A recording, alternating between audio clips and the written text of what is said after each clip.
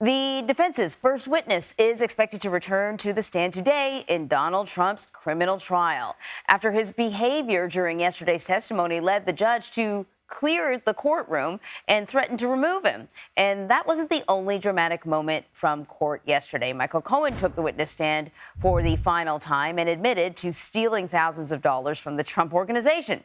So joining me now in Studio 57 with more on this is CBS News investigative reporter Graham Cates, who has been inside the courtroom. So I should clarify that the behavior was that of the first witness. That caused the judge to sort of go, hold on a minute, I got to talk to you. But first, let's start with Michael Cohen. So obviously, Michael Cohen's credibility has been on the line in question throughout this whole thing. And then he actually admits that he stole from the Trump organization. That can't be good.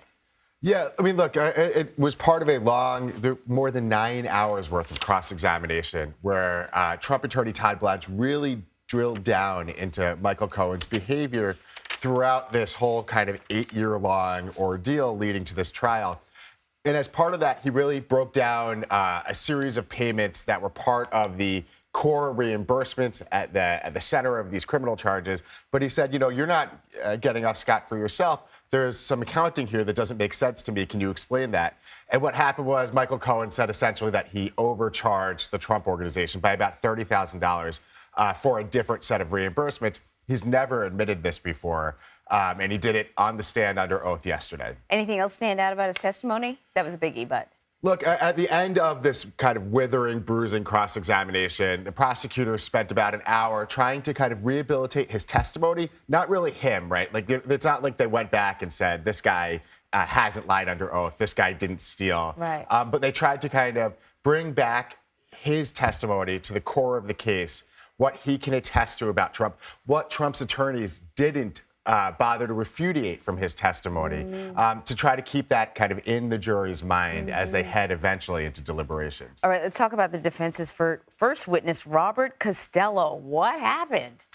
Okay, so Costello was kind of a surprise witness. He wasn't on the original defense witness list. We got some indication last week that he might be called.